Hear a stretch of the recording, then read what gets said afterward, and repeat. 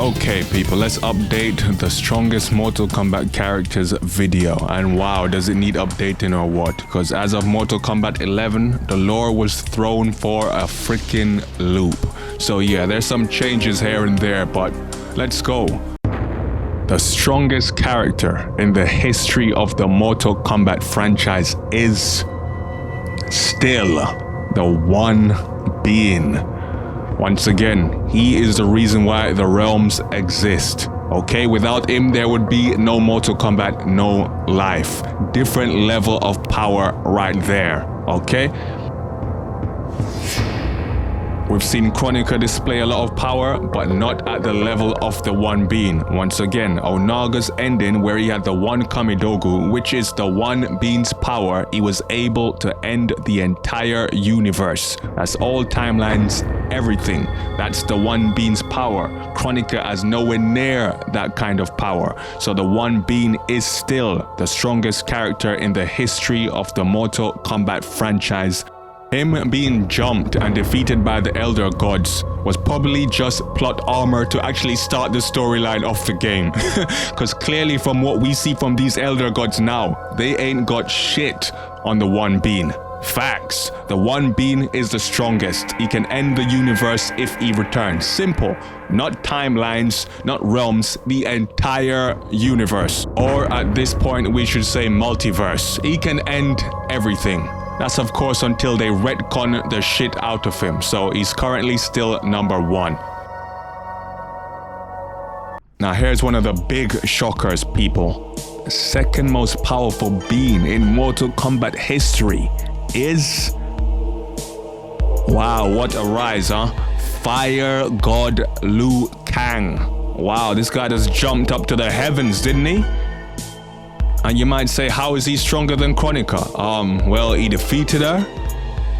Plus, she had help from Cetrion. You do realize that Cetrion gave Kronika all her powers, right?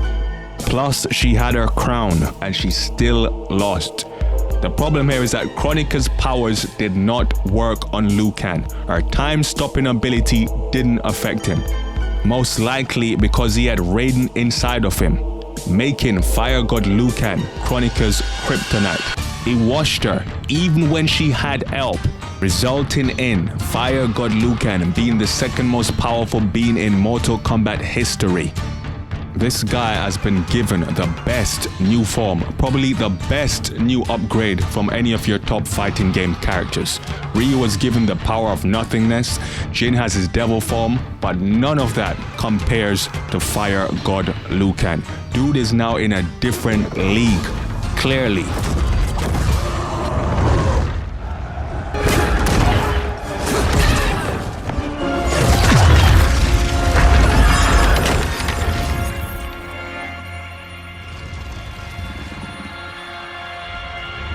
Number 3, Kronika. And she straight up tells you she's above an Elder God. She's a freaking Titan. People who just came out of nowhere and inserted themselves into the lore. You see one of the other Titans in Scorpion's ending, where Scorpion is trying to kill one, which is clearly non-canon because he shouldn't be able to touch a Titan, right? These guys have just come in and leapfrogged the Elder Gods, and Kronika was able to kill the Elder Gods by wiping them from time. Something previously thought not possible. Don't ask me, I don't write it. The Titans are now a thing, and they are now officially stronger than the Elder Gods. But is she all-powerful? And the answer is no. Raiden even said it in the game.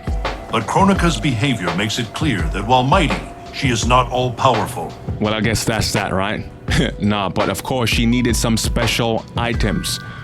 For one, she needed her crown to enhance her abilities, and most importantly, she needed the hourglass, okay? That's the most important item in Mortal Kombat 11. So throughout the game, she definitely had help from amps and special items. But what can she do without these power-ups? Well, for one, she can still stop time, just not on that grand scale. She can stop time, reverse time, turn into sand, drag people from the past, sand manipulation, teleportation, telekinesis. Listen, if her ability to stop time can affect you, then it's game over. As the match starts, stop time, break you in half, dead. If it can't affect you, then you stand a chance. That is why Raiden and Liu Kang, well, Fire God Liu Kang, was able to overcome her. Her main powers didn't work on him. The other members of the cast would have died. So yes, Kronika is very strong. Fourth place, we're gonna have to give that to probably Shao Kahn. And of course, we're not talking about Shao Kahn from MK11. Damn no. I'm talking about Armageddon Shao Kahn. Shao Kahn with the power of Blaze, okay? The one that was gonna end all realms if Raiden didn't reverse time. That Shao Kahn. Then after that, you can put someone like Cetrion and the other elder gods. Of course, Cetrion didn't have a good showing, but you saw her abilities and powers in her fatality. Once again, if we look past bullshit plot armor, then you would realize that from her fatality, you can simply slam her hand into the ocean. That's a giant tsunami, you are dead. She can grab the earth and shake it. That's the biggest earthquake on earth, you are dead. Her sheer size alone and the fact that she was able to reach outside Earth's atmosphere in that short space of time shows you she's in a different league to 98% of the cast. And remember people, all the elder gods have size manipulation, can banish you, can depower you. All of them have these abilities. So yeah, I'm gonna put the elder gods at number 5, and that's gonna be my top 5. Now people, who are your top 5 strongest Mortal Kombat characters ever? Top 5.